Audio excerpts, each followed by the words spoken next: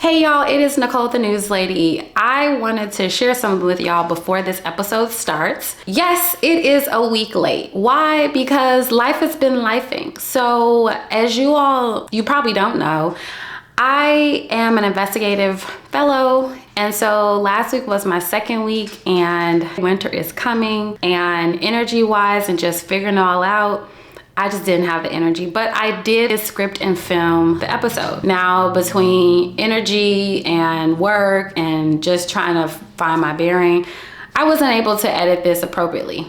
And here's the thing, because news is timely, there's a portion of this that is a bit outdated, particularly the part about Texas. And I will tell you why. You'll see why. And this is why it's so important to get things out when you can as a journalist. That is something that they always talk about. Deadlines, timeliness. That is something that they tell us all the time. But sometimes life be lifing, right? And life has been lifing. So I am adjusting. My vitamin D and my vitamins are kicking in, so my energy is definitely better than it was previously. And so I'm hoping to do better. I'm planning to do better. I am going to commit to doing better and make sure that I get this to you when I say I am. Without further ado, here is last week's episode this week. Let me know what you think. Hey y'all, it's Nicole the News Lady. Welcome back to another episode of Making It Make Sense with your host, Nicole the News Lady. Today we are talking about redistricting. Now, fun fact, nearly 1/3 of American states have either approved, considered, or exploring the possibility of mid-decade redistricting. Now, it's called mid-decade because typically states will redraw their maps with new census data that happens every 10 years, and the next one is supposed to be in 2030. However, there are other instances when this happens. Typically, there might be some legal battles or a court mandate to change maps. However, in this recent fight, Republican-led states were prompted at the behest of Republican President Trump. I think we get 5, and there could be some other states. We're going to get another 3 or 4 or 5 in addition. Texas would be the biggest one, and so that'll be 5. Are you calling them for a complete redrawing of the congressional map ahead of next year? Just a very simple redrawing. We pick up 5 seats. But we have a couple of other states where we'll pick up seats also. In response, 4 states have moved forward to create new maps. 2 of them, Ohio and Utah, had to do so because of court mandate, and they had some stuff going on before Trump's call to do so. In the process, some Democratic-led states have also made moves to do so, to redistrict in response to Republican actions. So today I'm going to talk about how these maps will impact congressional representation potentially in 2026 and beyond. Now, first up is Texas. So in July, state representatives fled to Democratic enclaves all across the United States. They did so to avoid an inevitable vote that would surely change the maps and strengthen an existing Republican majority in Congress for the state of Texas. With the new maps that the state legislature passed, it possibly offers 5 new Republican seats. And I say possibly because even though these maps have been drawn, the election hasn't happened and there will be a potential legal battle. And it's not clear who's running and where. In Texas, there are 38 congressional seats and Republicans have 25 of those. Now, one of the impacted Democratic seats is the 18th congressional district. It is a historically black seat. Barbara Jordan, when she ran for office in 1971, she was the first black woman to represent the state of Texas in Congress. And so that's where she comes from. Now, in the new maps, while that seat will likely not change in terms of it being a black seat, who can vote for that seat has changed.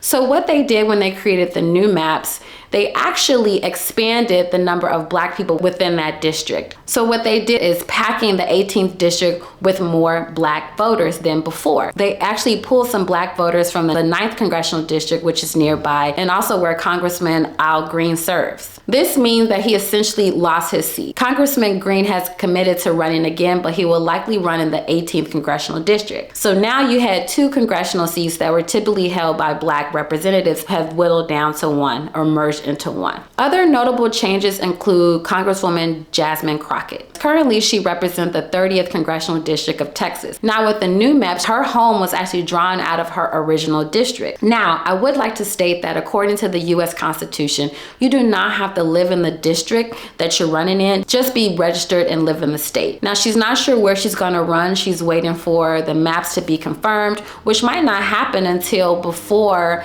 or even after the midterm elections. Even still, she's also considered running in the 33rd Congressional District. Right now, the 33rd Congressional District is represented by Mark Vesey, who is a Democrat and also is a black man. Under the new maps, it would be a district that is overwhelmingly Latino, but still a reliably Democratic seat. It's also important to note that Congresswoman Crockett is considering a Senate run. I am still thinking about running. We did get our polling back, so we are moving on to the next phase to determine whether or not this is would make sense in the moment, and if the infrastructure can be built out in the way that I see it being necessary to actually be able to win. But we are evaluating all things and seeing what it would look like to put together a team, and we will make a final decision by Thanksgiving on whether or not we're gonna ultimately move forward. So at the top of the episode, I did mention that what I shared about Texas is outdated because earlier this week, and I'm reading it, I'm reading the New York Times right now just to give you all an update if you missed it.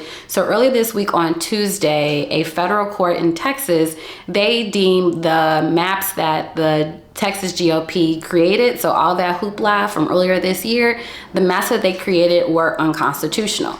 Now, this was a panel of 3 federal judges. One was appointed by Obama, the other was appointed by Trump, and then another one was appointed by Reagan. The one that was appointed by Reagan voted in the opposition, so he wanted the maps to go through. So I just want to read up the opinion for the ruling. It was a 160-page opinion written by Judge Jeffrey V. Brown. Again, this is Trump appointee from 2019 during his first term. The court found that substantial evidence shows that Texas racially gerrymandered the 2025 map.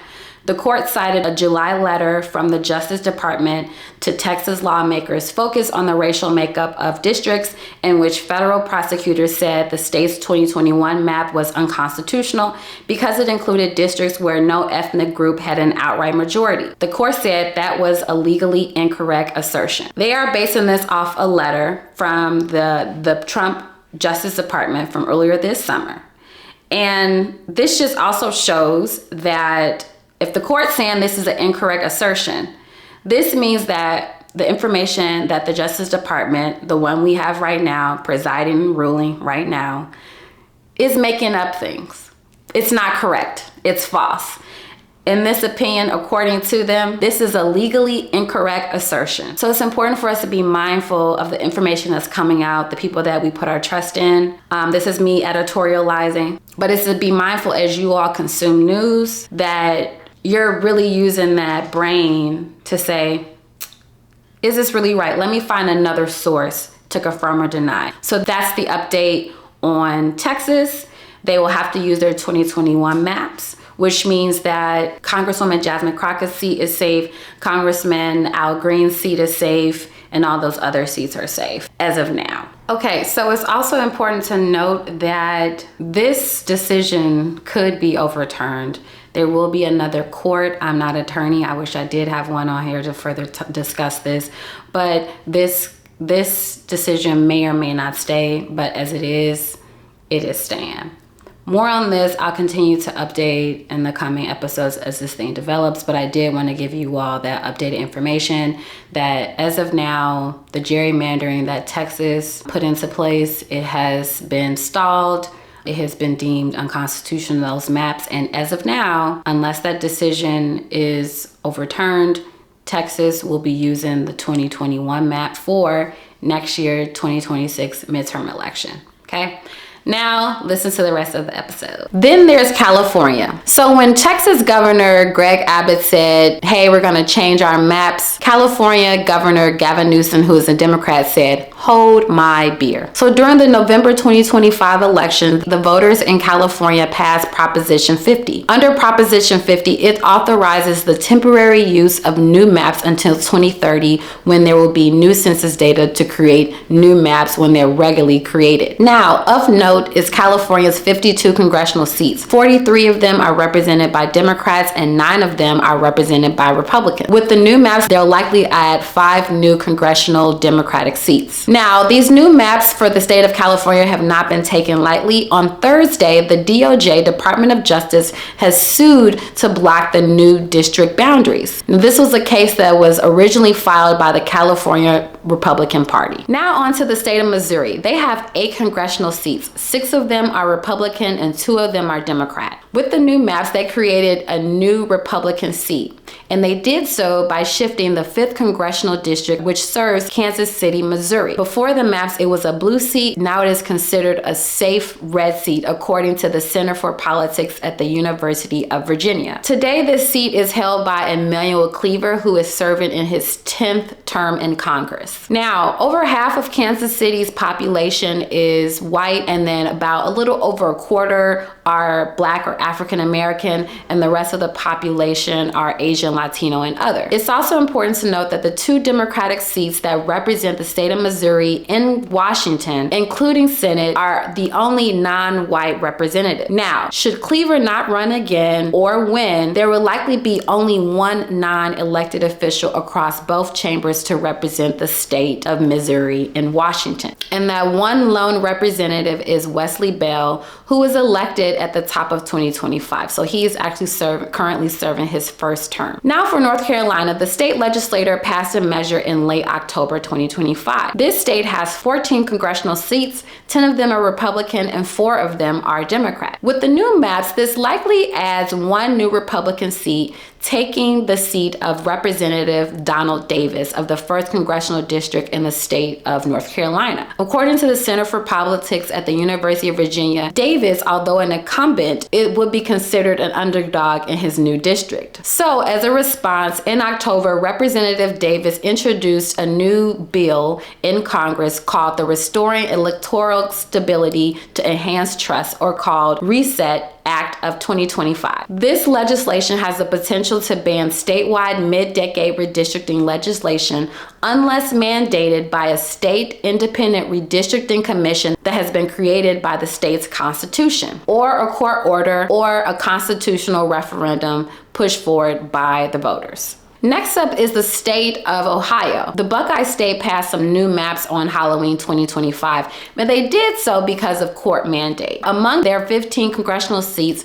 10 of them are represented by Republicans and 5 of them by Democrats. Now, even with the new maps, Democrats still have an opportunity to maintain their representation, and here's why. Even with the new maps, the Republicans might have a 2-seat advantage, but with the change, they possibly lose a seat that a Democrat, Marcy Kaptur, holds. She's been there for a long time. The 1st congressional district is a toss-up, and that seat is currently held by Greg Landsman. And Amelia Sykes, whose seat was considered a toss-up before the new maps, in the new maps now, it is considered a reliably Democratic seat, according to the Center for Politics at the University of Virginia. It was considered a toss-up because in 2024, Vice President Kamala Harris barely won that district, only by a 1/10 of a percentage of a point. As I mentioned, the state of Ohio had to change their maps due to court mandate. Since 2021, the Ohio Supreme Court has ordered the state to change its maps 5 times, largely because when they made them each time, they were considered unconstitutional. Finally, with bipartisan support, they passed some new maps this past October. Now, the state of Utah also changed their maps due to litigation and court mandate. Their legal battle goes all the way back to 2018. In that time, voters passed a referendum where they wanted a more transparent map creation process. 2 years later, in 2020, the state legislature passed a law that overruled the voter-driven initiative. Finally, this past August, a state court ruled that that law was unconstitutional that the legislators passed. Now, the new maps will likely offer only 1 Democratic seat among the state's 4 congressional districts. And prior to this map, there were no Democratic representation in either chamber, House or Senate. So the state has 4 congressional seats. Now, in 2018, Ben McAdams, he did win a congressional seat for the very first time, but he lost it 2 years later in 2020. He plans to run again in the 1st Congressional District of Utah during the midterms of 2026. All in all, there is a net gain of 2 Republican seats, according to Ballotpedia. Now, there are other states that have taken steps to conduct mid-decade redistricting. In episode 1 of the podcast, I talked about the extensive case of the Louisiana v. Calais case. There's ongoing litigation that goes back a couple of years actually with that. So if you want to catch up on that case, definitely listen to episode 1 of the podcast. The next state that has made moves is the state of Virginia. They have 11 congressional seats. Democrats have presented legislation that will allow redistricting as a response to another state, i.e. what Texas did. They want to do something to combat the actions that Texas is taking. Now, of the 11 seats that the state of Virginia has, 6 of those are Democrat and 5 of them are Republican. Now, going on to Maryland. Maryland has 8 House seats. 7 of them are Democrat and only 1 of them are Republican. And the 2 Senate seats are Democrat as well. So Democratic Governor Wes Moore is the driving force behind these redistricting efforts. I think personally that it is worth pressure testing whether or not Maryland has fair maps. And I think particularly as we are watching this process taking place within other states, I said if other states are going to go through the process of determining whether or not they have fair maps, so will Maryland.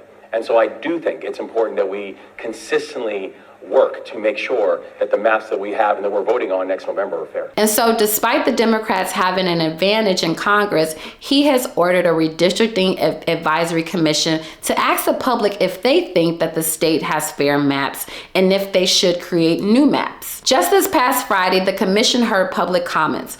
Overall, people do not think that it's a good idea to do mid-decade redistricting at this time. Take a listen to hear what some of the voters have said. Good evening. My name is Jocelyn Long, and I'm a resident of PG County. I believe that we need to continue to fight for the balance of power in this country, and so I am for redistricting. Thank you. Good afternoon. My name is Jacinta Bottoms Spencer. Maryland has long been considered to be the most gerrymandered state in the country, also known as a blue state. Gerrymandering, Maryland has long been done as a way to disproportionately favor the Democratic Party in congressional elections. The Maryland state constitution requires that districts are to be compact and contiguous. Fundamentally, gerrymandering is wrong. And I am going to be upgraded enough to say that both parties have been guilty of gerrymandering tactics for decades. These unfair drawing of jurisdictions only hurts the voters. And so now there are 7 other states that have been called on to do their own redistricting, and it's a mixed bag. In the state of Colorado, Gavin Newsom called on them. There's an independent commission that is constitutionally required to do redistricting. However, they have expressed they have zero interest in doing so. The state of Florida, with Republican Governor Ron DeSantis, he is demanding redistricting. Now, I also want to note that 3 years ago, Ron DeSantis made an attempt to redistrict. However, those efforts were blocked by judges then as well. So with recent calls to do redistricting, there's been some pushback from congressional leaders on the other side of the aisle. Take a listen. Democrats and civil rights leaders say it's really about keeping and consolidating power. We've had really significant growth and migration, and our congressional map should reflect that. Governor Ron DeSantis wants Florida's congressional map reshaped before the 2026 midterms, potentially putting several Democratic lawmakers on the chopping block, arguing Florida was shortchanged in the last census. When I got elected governor, I think we had about 21 million people. Now we're almost 23.5 million people. Democrats, however, say something else is at play. We could be next. This is a direct attack on democracy. Now for the state of Illinois, in October, House Leader Hakeem Jeffries called on the Illinois General Assembly to do their own redistricting. However, there is absolutely no appetite for that in Springfield at this time. In Indiana, Republican legislators rejected Trump's push for redistricting as well. And for the state of Kansas, some Republicans have tried to garner support, but they found that their colleagues are hard-pressed to find reason to even vote on a measure to do it. Lastly, in the state of New York, Democrats have launched a legal battle to go after New York's 11th congressional district seat. According to their suit, they claim that the seat holder, who is a Republican, weakens the power of Black and Latino voters in that district, and that it should be withdrawn. And in the state of Nebraska, there are some Republicans that are holding out on any efforts to redistrict. Now I want to close with this. Mid-decade redistricting is kind of uncommon at this point unless it's prompted by litigation or court mandate. The last time this happened was after the 2000 census and 2003, of course, with the state of Texas. They made an attempt to redraw some maps. However, the Supreme Court found that the attempt to create new maps violated the Equal Protection Clause. Thereafter, members of Congress moved to introduce legislation that would prohibit these moves, but they haven't gone anywhere. Again, the states that have passed maps, they will be subject to legal challenges, and these maps might not be ready in time for the midterms next year. It's important to note that Trump's push for redistricting can be seen as an attempt to not repeat his own history. Thinking back to 2018, the blue wave disrupted Trump's plans that he had for the second half of his first term. Now he wants to rewrite his own history. So that's all I have for you today. I really thank you for continuing to listen. Again, if you want to dig into the Louisiana case, definitely go back to episode 1. Be sure to like, subscribe, and comment to the podcast. Comment below and then share with a friend, and I will see you next week.